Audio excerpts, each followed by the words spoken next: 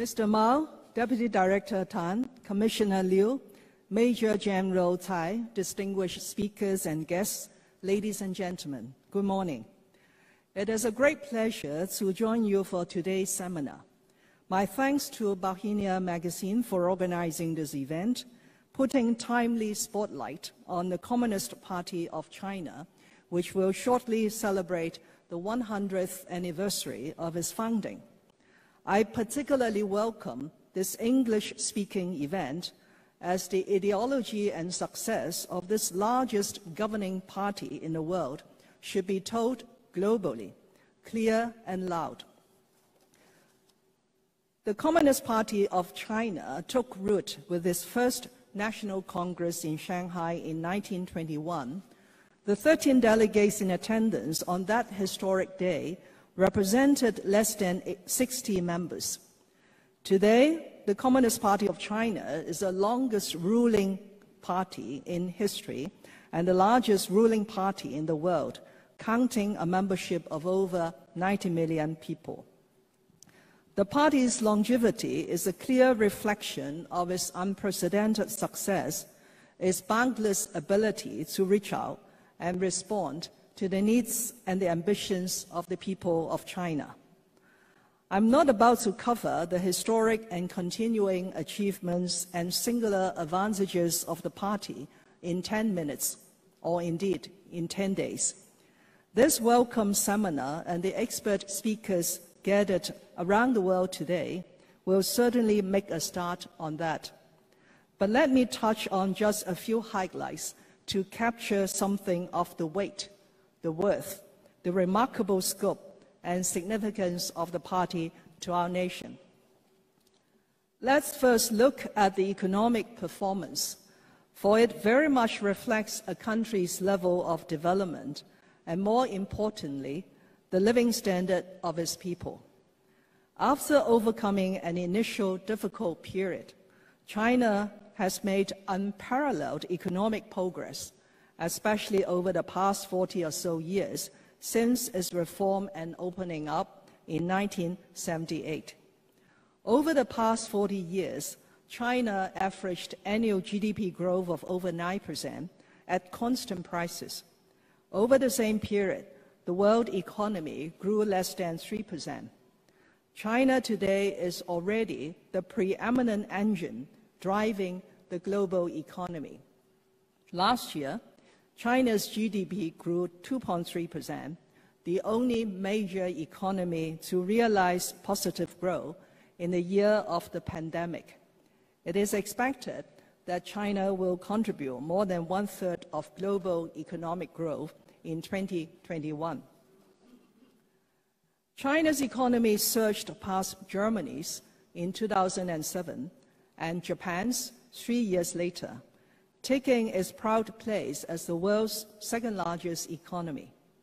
At the same time, China is now the largest industrial manufacturer, largest goods trader, and largest foreign exchange reserve holder. Chinese people's livelihood has improved significantly. Its gross domestic product per capita rose from merely about $200 US in 1978 to over $10,000 US today.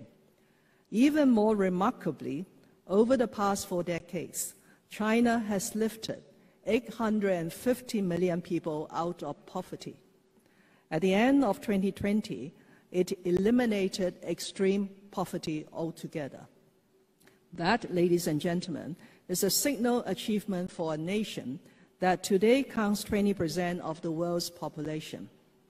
More than a Chinese milestone, its eradication actually serves as a landmark in human history.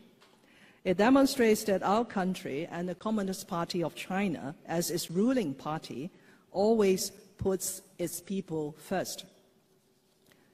This people-first principle has also been clearly demonstrated in our country's fight against COVID-19. As pointed out by General Secretary and President Xi Jinping, and I quote, "We must put people and their lives first.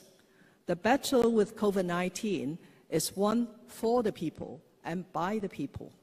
What has happened proves that to completely defeat the virus, we must put people's lives and health front and center, demonstrate a great sense of political responsibility and courage, and make extraordinary responses to an extraordinary challenge. No doubt, no effort must be spared to attend every case, save every patient, and truly respect the value and dignity of every human life." Unquote. President Xi is true to his word. Like all countries in the world, China has been hard hit by COVID-19, with the virus costing thousands of lives, challenging the health system, and calling a halt to social and economic activities. In the face of this unprecedented challenge, the Communist Party of China has shown great leadership and determination and taken resolute actions to combat the pandemic. The results are there for all to see. The number of infections has been minimized, and China is the first major economy in the world to put the pandemic under control and allow normality to very much resume. Our country's actions are not only for the benefits of its own people, but also for the world.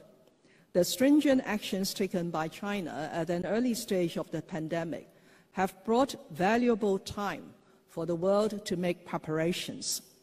China has also mounted a massive global humanitarian operation during the pandemic, providing free vaccines and medical supplies to developing countries in need.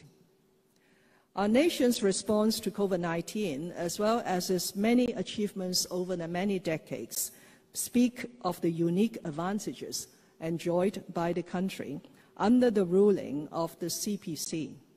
Such unique advantages include extraordinary capability in organizing and mobilization, in planning and coordination, as well as in implementation. Under the leadership of the CPC, China managed to make quick decisions and mobilize all forces in the fight against the pandemic. Medical teams and equipment from different provinces were swiftly gathered to provide support to places suffering from outbreaks. People from all walks of life proactively joined the fight and made their contributions. Medical staff in public hospitals worked days and nights to care for the patients, while grassroots organizations and personnel provided support to tens of thousands of people during lockdowns. Perhaps the most impressive of all, large-scale temporary hospitals were put up within days to care for the patients. During the outbreak in Wuhan, the Huochengshan Hospital and the Leishanshan Hospital were put up in 10 and 12 days, respectively. The unique advantages of China are also clear in infrastructure construction. China's first high-speed railway, the Beijing-Tianjin line, opened in 2008. By the end of 2020, China's high-speed railway tracks already stretched for 38,000 kilometers, doubling the figure in just 5 years' time. No other nation in the world can claim a domestic railway of such size of significance. This is what people called the speed of China, made possible under the leadership of the Communist Party of China. As an inseparable part of the People's Republic of China, Hong Kong's Special Administrative Region has benefited hugely from the country. The country provides a safe haven for Hong Kong in times of turmoil and giving us a shot in the arm when needed. For example, it has rendered support for Hong Kong to ride out and overcome the serious threats to our financial stability posed by the 1997 Asian financial crisis. The life and health risks and economic recession caused by the 2003 SARS outbreak, the negative impact of the 2008 global financial tsunami, and more recently, the COVID-19 pandemic. In addition, the country always embraces Hong Kong in its overall development, as evident by the important roles given to Hong Kong in major national strategies, such as the Belt and Road Initiative, the Guangdong, Hong Kong, Macau Greater Bay Area, as well as in the recently approved 14th Five-Year Plan of the nation. But the most important of all, the central government and the Communist Party of China have always been committed to the thorough implementation of this great concept of one country, two systems. Put forth by Mr. Deng Xiaoping, the great concept not only successfully resolved the issues left over by history, making it possible for Hong Kong to return to the embrace of our motherland, but also ensured the prosperity and stability of Hong Kong. Over the past 2 years, when Hong Kong faced unprecedented challenges, the central government and the Communist Party of China have stayed true to the original intention of one country, two systems, and always acted in accordance with the Constitution and the Basic Law. The implementation of the national security law since June 30th last year has effectively restored stability in the Hong Kong society, while the recent improvements to the electoral system of the Hong Kong Special Administrative Region will ensure patriots administering Hong Kong. These two key initiatives fully demonstrate the central government's and the Communist Party's unwavering determination in upholding one country, two systems, and they will go a long way towards ensuring the long-term prosperity and stability of Hong Kong. Ladies and gentlemen, history has told us that the Communist Party of China has been able to lead the country to overcome difficulties and challenges, bring prosperity to the country, and improve people's livelihood.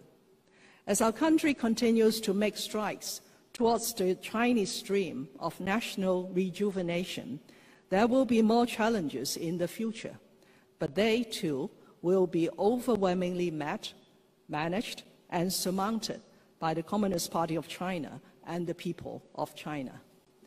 Now that Hong Kong has been put back on its right track under the party's declared institutional strength of one country, two systems, we should make our contribution to the Chinese dream by embracing patriotism, national pride, team spirit, and hard work, and putting people's interest first.